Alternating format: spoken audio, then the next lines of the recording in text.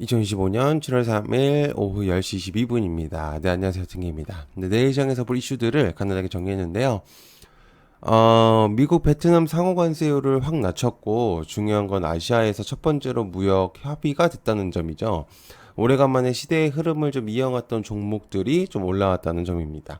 아래에서 좀 더 다뤄볼 예정이기 때문에 서로는 좀 여기까지만 하고요. 구독, 좋아요 한 번씩 부탁드리고 바로 시작해 보도록 하겠습니다. 자, 일단 삼성전자의 변화 관련해서 삼성전자 이스페타시스 ISC의 FST 테크의 하나마이크론. 일단 그 브로드컴의 삼성전자가 HBM 12단 퀄 테스트 내용이 돌았거든요. 장중에. 그래서 양산 공급에 협의 중이라는 내용들도 나왔었고요. 이것 영향이 좀 있었는지 실제로 외국인 매수세가 굉장히 강했던 그런 이제 모습들이 보여졌습니다. 핵심적인 이제 내용들을 조금 더 공유를 해보면 미국이 베트남 관세 협상 완화가 되면서 삼성전자까지 영향을 받았다고 저는 생각하고 있거든요. 그래서 이유는 베트남 공장에서 스마트폰하고 가전을 생산하고 있는 게 삼성전자이기 때문입니다. 그래서 국내 관세 협상까지도 잘 마무리가 된다면 아주 굉장히 좀 의미가 있는 시장이 되지 않을까 생각하고 있기 때문에 좀 보시면 좋을 것 같아요. 오늘 느낌이 조금 달랐거든요. 삼성전자 상승하는 그런 흐름이 여느 때하고 좀 다르게 좀 굉장히 좀 강력하게 올라오는 그런 모습들을 보여줬었단 말이에요. 그래서 굉장히 좀 의미가 큰 그런 모습이다라고 이제 볼 수가 있어서 체크해 보시면 좋을 것 같습니다. 자, 그다음에 UNAI 신규 상장 관련주 UNAI 일단 신규주가 나오는데 이번에 AI 기반의 빅데이터 분석 플랫폼 기업이라고 보시면 됩니다. 청약 경쟁률하고 공모 성과가 매우 우수했기 때문에 좀 보시면 좋을 것 같고요. 퀘타라는 언어 모델을 씁니다. 그래서 퀘타 서비스, 퀘타 데이터, 퀘타 엔터프라이즈 서비스들을 이제 제공 중인데요. 어쨌든 그 AI라는 이제 섹터를 좀 잘 갖고 태어나고 있기 때문에 좀 단타 정도로 좀 보면 되지 않을까. 시장이 좀 좋지 않는다고 가정을 했을 때 만약에 그런다면은 신규 상장들의 좀 단기적인 그런 모습들 이제 그런 것들을 좀 체크해 볼 수 있거든요. 그래서 보시면 좋을 것 같습니다. 자, 그다음에 삼성전기 유리기판을 선도 관리죠. 삼성전기 PI, 필옵틱스, 한빛레이저 등등등. 자, 삼성전기가 유리기판을 선도한다는 내용들이 있죠. 열린 시선으로 좀 여러분들이 보실 필요가 있는데요. 기본적으로 반도체 주목도가 올라갈 때 동반 상승하는 구조를 가지고 있습니다. 그래서 고성능 AI 칩용 패키징이 유리기판을 채택할 경우에 꽤나 수익성이 직결될 수 있거든요. 그래서 타이틀을 제가 이제 삼성전기로 땄으니까 포괄적으로 좀 설명을 좀 드려본다면 유리기판은 이미 시생산 라인이 가동 중입니다. 그래서 빅테크 기업들의 이제 샘플을 공급할 예정을 준비하고 있기 때문에 27년도 아직은 좀 기간이 있긴 하지만은 하고 있다는 것 자체가 굉장히 긍정적인 의미로 받아들일 수가 있겠고요. 그리고 중요한 포인트는 반도체 업황이 좋아져야 이 수요 동반 상승이 이루어지는 섹터이기 때문에 아주 메리트 있는 득점의 기회가 올 수도 있다라고 볼 수 있기 때문에 어, 지표들을 잘 체크를 하시면서 유리기판을 보는 게 좋을 겁니다.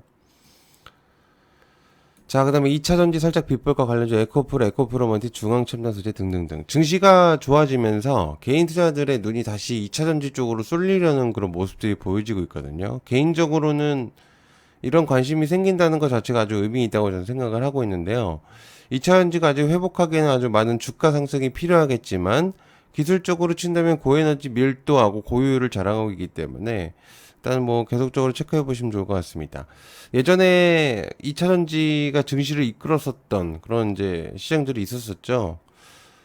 그때가 아직도 기억이 나는데 고프로가 150만 원을 찍었던 굉장히 좀 의미가 있었던. 근데 그 이후로 쉽게 반등을 못 하고 있어요. 그죠? 2차전지가. 한 번쯤은 그래도 근처를 가지 않을까라고 생각을 했는데, 이렇게 가는 경우는 흔하지는 않죠. 근데, 예, 그래서 어쨌든 이제 그런 부분들인데요. 더 많은 이제 돈이 들어오길 좀 바라고 있는 상태이기 때문에, 그 주가를 좀 회복하기 위해서는 정말 많은 돈들이 필요하다. 이렇게 볼 수가 있겠습니다. 자, 그다음에 BBB 법안의 통과 관련주 산업부 하위 법령의 초안 관련주 해상풍력과 태양광 이제 BBB 법안이 이번에 통과됐어요. 근데 에너지 규제 개편이 법안이 이제 달라질 것으로 보여지는데요. 알다시피 이제 석유하고 가스 원자력 중심의 이제 에너지 자립을 강조하는 법안이라고 보여집니다. 근데 많은 사람들이 재생에너지 규제에 대한 걱정을 할 거라고 저는 생각을 하고 있어요. 이게 이제 자세히 보면은 이 법안이 위에서 얘기한 것처럼 방금처럼 석유가스 원자력 중심의 에너지 자립을 강조하는 법안이란 말이에요. 그죠? 그러다 보니까 실제로 친환경 쪽을 완전히 배제해 버리는 거 아니냐라고 이제 생각하실 수 있는데 실제로 이 최종본들을 잘 보면 그렇지가 않아요. 탄소 중립을 아예 배제하고 태양광하고 풍력을 억제하겠다. 이제 그런 내용들이 들어있지가 않기 때문에 물론 저 위에 있는 메인 타이틀까지는 아니더라도 이제 서브적인 그런 측면으로 확실히 있다는 얘기죠. 그래서 아예 배제를 해버린다는 얘기가 아니기 때문에 실제로 지금은 계속적으로 수조 원대 이상의 투자가 들어오고 있는 상태긴 합니다. 그래서 에너지 안보 재생에너지 병행을 하겠다는 부분이고요. 오히려 해양에너지 개발에 대한 규제 간소화 조항이 이제 포함되어 있기 때문에 오히려 긍정적으로 해석을 해볼 필요는 있어요. 오히려. 네, 그래서 생각보다 이게 나쁘다고 볼 수는 없거든요. 그래서 그렇게 좀 체크를 해보시면 좋겠습니다. 자, 그 다음에 전 세계를 노리고 있는 화장품, 달바글로벌, GFC 생명과학 등등등. 한국 화장품은 이제 단순한 트렌드가 아니죠, 이제는. 전 세계 화장품의 시장의 주류로 부상하고 있기 때문에, 아시겠지만 이제 기술력, 품질, 고기능성, 고품질을 갖춘 제품들이 굉장히 많아지고, 유연한 트렌드를 대응하죠. 그 시대의 흐름을 잘 맞게끔 대처를 한다는 얘기입니다. 기업들마다. 그래서 온라인 글로벌 유통 구조를 강화시키고, 그다음에 중국하고 동남아, 자 미국하고 유럽 등의 주요 시장에서 이커머스, 그다음에 라이브 커머스 유통 다각화를 진행하고 있죠. 한류 콘텐츠와 함께 이제 성장할 가능성이 굉장히 높고요. 그다음에 친환경 더마 중심으로 고부가 가치가 진행되고 있습니다. 생각보다 돈이 되는 사업이라고 볼 수 있기 때문에 굉장히 좀 의미가 있다라고 볼 수 있죠.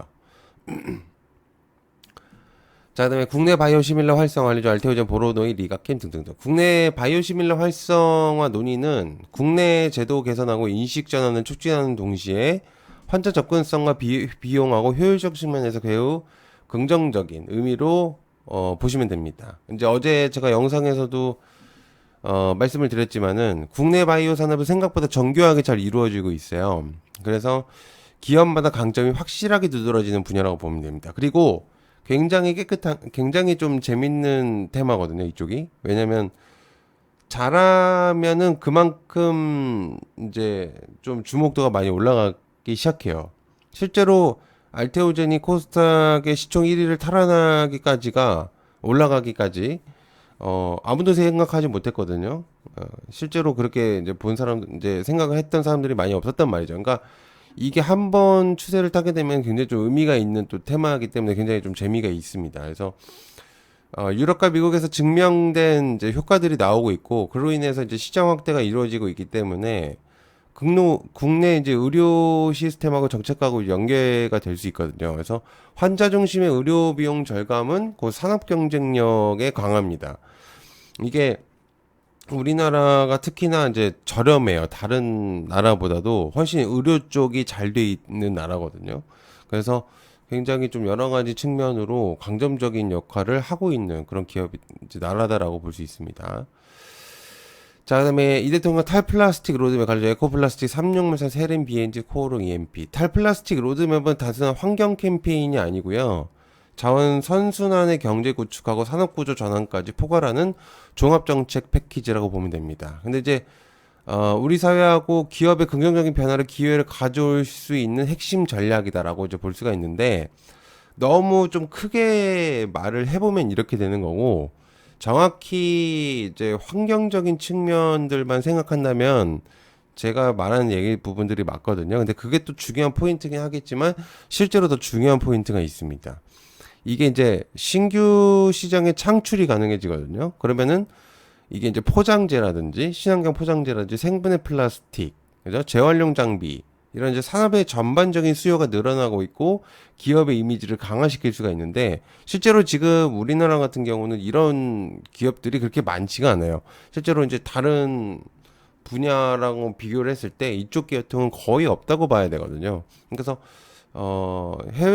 인기가 없죠, 실제로. 그래서 그러다 보니까 해외 시장 경쟁력을 만약에 확보를 하게 된다라고 된다면 더할 나위 없이 굉장히 중요해지는 사업이 될 수도 있다라고 이제 볼 수가 있겠습니다. 하지만 이제 조금 지켜봐야 되겠죠. 까봐야 알 거기 때문에 딱 그렇게 보시면 좋을 것 같습니다. 자, 시청해서 감사하고요. 구독, 좋아요 한 번씩 부탁드리겠습니다. 감사합니다. 고맙습니다.